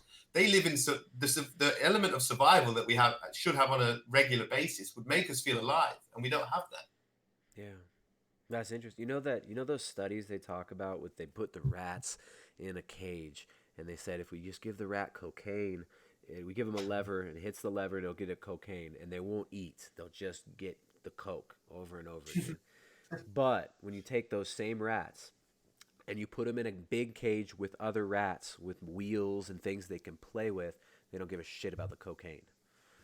Wow. Yeah. That's fascinating. It's kind of society right there. There's the experiment, the holographic image of what society is right now. Yeah, we got kiddie playgrounds, but we need adult playgrounds. Man, they build parkour parks in some countries in Scandinavia, and they're so much fun. It's like an adult playground. Yeah. We need more of that. Right. Well, I mean, just some trees going out in the woods and stuff, right? Like a lot of this stuff exists, but we live in these concrete jungles. That's why I really resonated with the parkour stuff that you did, because you just reminded me of skating. Skateboarding was always, you start to look at the world differently. You look at you never see a curb or a ledge and think of it the same way, or a slanted piece of concrete just becomes something that has infinite potential and possibilities, and that playfulness is so important. And so many people are afraid to even play with different ideas. Different possibilities of, the meaning of some of these things, or the big events that happen that are publicized globally to traumatize us all. People have absolute aversion to questioning them. And if you even talk about some of them and name them on YouTube, you get demonetized and removed. So it's not just play in the physical world. Like we've got to be able to be nimble in our minds as well. Amen, amen, brother. Yeah. So that's why I appreciate you coming on, Tim. Very nimble-minded, very open. I think it's awesome that you're able to talk about these things openly, these controversial subjects that maybe some of them shouldn't even be that controversial. And if people agree or disagree, all good. But what's important is that we can share ideas and that we can actually freely discuss these things. And if you're so offended by Tim believing that the Earth is flat, maybe you got some other shit going on in your life that should be addressed, other than, oh, Tim's bad because he believes this. Or Tristan doesn't believe in evolutionary theory, which is not a scientifically proven thing at all. It's actually ridiculous. Oh, he doesn't believe in this, therefore he must be an idiot. He must be a bad man. Same with gravity, by the way. Gravity is just a theory. Right. The theory of relativity. Einstein, who again was given, when you think who's some of the most intelligent people on the planet, you go to Einstein because that was programmed into our parents, because at the time period, it's all tied in with the World War as well.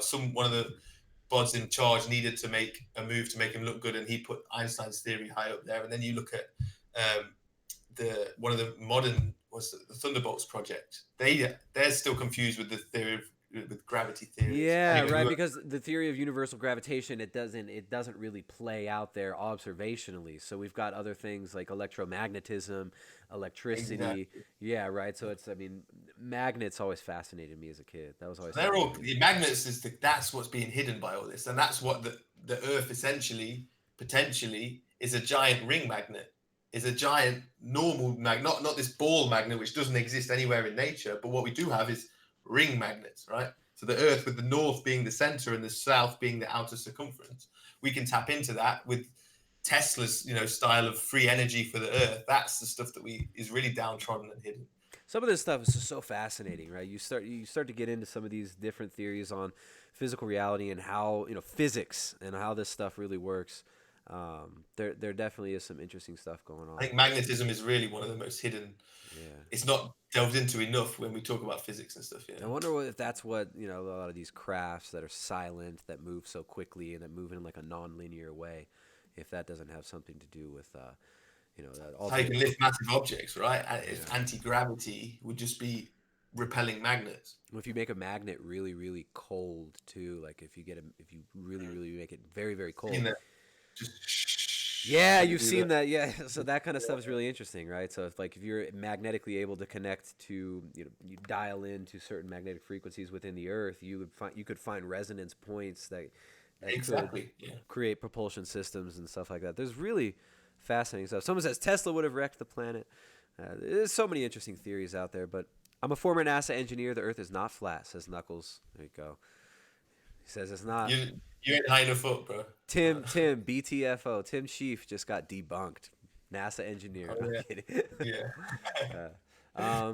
Right on, man. Hey, I've had pilots come up to me. I've had pilots come up to me at festivals and say, "Oh, yeah, we know, bro. We know." Like, they're taught to fly as though the Earth is complete. They never fly into the curvature around it. There's certain groups. There's people that are waking up in certain areas, but some of the people in my chat who I always tell them, don't freaking come here and spam flat Earth. They're gonna like, no matter what, every episode from now on, I'm gonna get like 10 flat Earth people in the chat. Not that this guy is like the justification in any way, but Sferig talks about it. He's pretty into that as well. He is into that too. There's a lot of people that are interested in it. You got Eric Dubé on the other side in the vegans, who's a vegan, one of the main. That's right. Eric Dubé is a vegan, so. That's, for now, he might be the next ex-vegan. We'll see. The next ex-vegan, yeah. Well, I think they're all ex-vegans, right? We're all future ex-vegans if we're vegans. Even if we go down with the ship, a vegan, you can't take that veganism when you die. So we're all future ex-vegans. Herb Stomp, that's who I was looking for. That guy was always talking about flat Earth in my chat. But you guys, I don't hate flat Earth. As you can see, like, I'm down for open discussions. I want good content. I want people to have open minds, be able to question things. Like, it doesn't bother me at all. I got loads of friends who are into the flat Earth stuff. It's just if you can't question flat Earth is a bad trigger. That's the only thing, is the definite, because it's not. I'm not here to say that I believe that it's flat necessarily. I just believe in a more geocentric model rather than a heliocentric model. Okay. Now that's an interesting. That's a better angle of approach for most people, I think, right? The geocentricity versus heliocentricity. which and heliocentricity ties into sort of the sun worship. Absolutely. A cult vision. Yeah, and the sun being the light bearer, being Lucifer. So I mean that's where when you come down to evolutionary theory, really at its core, it's a Luciferian ideology. Evolutionary theory is pure Luciferianism. It is might makes right, and if you take control of natural selection, you control your destiny. If you control the environment, you control the expression of genes, and you can control breeding. Then you can control so-called evolution. So we should talk more, bro. We should talk more. Yeah, we'll do this again. You're a flat earther, but you're not a flat earther, which helps your evolutionary stuff stay credible for certain people who would discredit you because. Would you say I'm a flat earther, but not a flat earther? What does that mean? like visionary, like you're on that plane of like, if you question evolution, you're already like fully you're out of the box. Do you know what I mean? Yeah, you're an invalid. It would make you. When you talk about that stuff. Flat Earth is the ultimate discreditor to most people. Do you know what I mean? Yeah. That's why I thought it was like a psyop at first. I thought this has got to be just like NASA psyop, but maybe it's just the wording, right? Maybe there is something more to some of these questions that people have. Maybe we shouldn't just look at the stars. Look at the stars, man. We're not looking at the stars enough. I tell you, the truth is in the stars. We just got to look up. Watch time lapse of the stars and see how everything rotates around the North Star every night, the exact same way. Like a giant baby mobile, everything's rotating above our heads. Yeah, no, I think being really skeptical about everything is really a good thing, man. And it's crazy, as Carnivore says too. It's called a skeptic. There you go. Yeah, you got to be skeptical, and especially these things that we've been told since we were kids.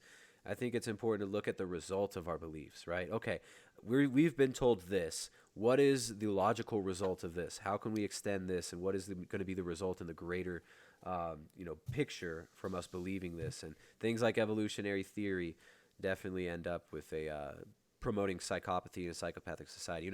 So does Globe Earth as well, by the way. Like when you follow that, I'll let you go into that, but just to say, once you don't know how something feels until you hold the belief of it, and holding, go on anyway. Go on. Oh yeah, I'm more interested in what you have to say. I hear my thoughts all day, man. Yeah, you see anything in the chat that sparks you? I'm not actually in the chat. Let me pull this up. You got a lot of people who are into flat Earth here in the chat. Now it's gonna be great. The vegans are gonna attack me now, and they're gonna call me flat Earth Tristan because I said it's good to question things. You automatically get lumped into these groups with these people. It's so nuts. Yeah, to hold a thought without believing it, that's the challenge. Most people, they can't practice looking into flat Earth without their current belief system overlaying what they're watching. And that's our egos. That's what most people struggle with. If you can watch some flat Earth documentaries, or like there's Jeranism is a good guy on YouTube, or on ODD TV, he's pretty cool. He did like flat Earth in 5 minutes. Like if you watch that stuff and you remove your veil of your current belief system with openly, you go, okay, maybe I can see how some people can see it this way. That's all it is, Yeah, it's pretty crazy how stuck we get too in these belief systems. That's the chat. I have to go on YouTube to see the chat. Yeah, it's up on YouTube. Hey, we got a super chat. One super chat here for €2 says, "Are you going to start a new ethical clothing company?" It's gonna be made out of grass-fed beef leather, right? Not right now, but who knows what the future. You know what? Part of me, it's that wasn't my path really. So you're not so into the business stuff. It seems you're more into the expression and the experiential stuff. Yeah, and if I can move physically, then that's like when my body allows. That's it. Yeah. Now, what about that? What's coming up with the movement and everything? You got anything going on as far as Ninja Warrior type stuff, parkour? So I couldn't do Ninja Warrior last year because of my health. I'm doing a Mindful Warrior. It was a movement program I developed, more working in than working out. I'm doing a workshop like that. But yeah, now I'm just getting my body back. I'm just going to loads of yoga. I'm really like on a 5-year plan or something. I'm not trying to rush into nothing, but I just know whatever I do, whenever my heart's in it, I'm successful. I'm not worried. I just gotta follow my passion. I just love being in the mountains at the moment. So if I can help, that's done so much for me in terms of being out on my own in nature. If I can help other people to do that, then help them helps just feel more connected to yourself. I think we've got a big fear of nature. I think that's something that's programmed into us as well, a fear of nature. So we don't want to fuck with it, and we don't want to be involved in it. Well, it's funny because what I was getting at earlier, talking about the vegans have this sense of the fall and man's fall. They realize that, how do I put this? Well, nature in and of itself, like, we do feel a certain disconnect from it, right? And why is that? Like, why would that be? That humans, we look at the natural world, and it doesn't feel like it feels like something's off. And I think the only way to reconcile that is theologically, rather than I agree with what you say. Like what used to exist, like you talk about the fall. I've not looked too much into something like that, but it feels like certainly we're on the other side of something like that. After, this kingdom of heaven or heaven on earth, or Eden world may have existed before, and we've got to lose yourself to find yourself, and that's part of what happened for me with veganism. That's what happened, and that on many scales, and that's happening with the world right now, with this lost into social media and all this stuff. We're sort of losing ourselves to find ourselves again, and it's a beautiful journey. Yeah, absolutely. Yeah, sometimes we end up attaching to kind of false idols for a while, and then those have to crumble down for us to see what's really underneath it. We're gonna remove the mask. We got a bunch of people in the chat. There's all kinds of stuff going on in the chat. So, what about CrossFit? You still doing that? You still gonna compete in CrossFit a little bit? So I did the CrossFit Open, which for those that don't know, what's really cool is basically every week they'll release a workout for 5 weeks. So you do 5 workouts, and then you input your score after each week into this leaderboard, and then you go into a worldwide leaderboard. And I ended up after less than 6 months of CrossFit and just coming out of veganism with my fast, I came in the top 10% in the world. So that was pretty fun, man. And I enjoy that kind of like gamifying working out. Yeah. So that was cool. Really, man. I've got to do a pilgrimage. That's my next thing. There's a walk from near my house up to Scotland. I've never done much mountaineering in Scotland, so I want to do a walk on my own without my smartphone or any social media, and I won't document it. What? It's like, how are you gonna feel accomplished or validated? I don't share on Instagram. Yeah, I think this is stuff. You've got to look to what our ancestors did, and we've got to grow ourselves up and parent ourselves, haven't we? In some ways, with diet, with nutrition, and healing and everything. So things like these practices I enjoy doing. And where are you gonna get likes when you're walking without your phone? I don't get it. Garden. I don't understand, nature. Tim. Where are you gonna get all your likes from, dude? No, I'm just kidding. Myself. Just thumbing up yourself. Bloop, bloop, bloop. Oh, that's what some people's minds are probably like that now when they're walking down the street. Like, they make eye contact with a woman. It's like, bloop. Averted eyes. Bloop. Sim style. Yeah, man. Awesome. Cool, bro. Well, let's wrap it up. Tim Shieff, where can people find you? I know you got a YouTube channel. YouTube, Human Timothy. Instagram, Human Timothy. Yeah, check the YouTube, man. It'd be great to have. I get disliked hard at the moment from the vegans. So you're right. Yeah, you know how it is. So if you can send me some love on my YouTube, it'd be appreciated. And we're hopefully going to be making. I will be making some nice content, getting out in nature. I got a decent camera and GoPro and stuff. I keep it fun. So yeah, come to my YouTube for that. Instagram is the same at Human Timothy. Yeah, man, check that out. Fantastic. Yeah, I'll put a link to Timothy's YouTube channel down below. It's going to be the pinned comment on this video will be Tim's YouTube channel. So check him out. He's on Instagram too, Human Timothy. He has put some rad pictures up on Instagram. The one that I use for the cover image here, I really like that. You're on top of that thing, and it's just got layer after layer after layer going off into infinite. That was in Madeira. That was a shoot for Vivo Barefoot, which is a really cool shoe company. Yeah, so big up Vivo. Did you run? Did you run that obstacle and like you run down that beam all the way down here? No, I jumped it from left to right above the drop, but I didn't go lengthways. The gap, you can't tell the gaps, but they're quite big. Yeah, it looks like it might be like 4 meters or so in between each one of those. Yeah, you can jump about 3.5, but 4 is just too far. Yeah. Cool, man. Yeah, I just want to say thank you to you and the service you've offered. I'm sure it's great to see your audience grow, and you're just promoting health to people, man. And you care, and you know you're really into the local stuff, and I think that's one of the real keys here is whatever diet we're eating, the more local we can get, that's the real sort of movement, environmental movement that we can do, whether you're vegan or omnivore or carnivore. That's what we want to do. So yeah, thank you for what you do, man. Right on. Well, that's what's up. It's all about the local stuff. It's all about real community, and I love it. I know you talked about a social media fast. You did like an Instagram fast or something like that, 30 Yeah, days. 30 days. Yeah, man. So I think a lot more people should be looking at that. Maybe you're not ready for a water fast. You could at least do a friggin' Facebook fast, and then you might decide to close your Facebook account forever. So Yeah. all right, Yeah. man. Tim Shieff. Thank you. I'm about to go watch the final Game of Thrones, so don't ruin it for me. Okay. All right, I man. know probably a lot of people are like, what the fuck? But yeah. Yeah, I'm no, just I watched excited. it last night. Oh, did you? Okay, cool. Okay, cool. Yeah. Much love, guys. Thank you, Trips. I'll speak to you soon. I'll speak to you on Instagram, brother. All right, brother. See you later, man. Thank you, everyone, for tuning in. Much love. Thanks for your open ears. Peace out. All right.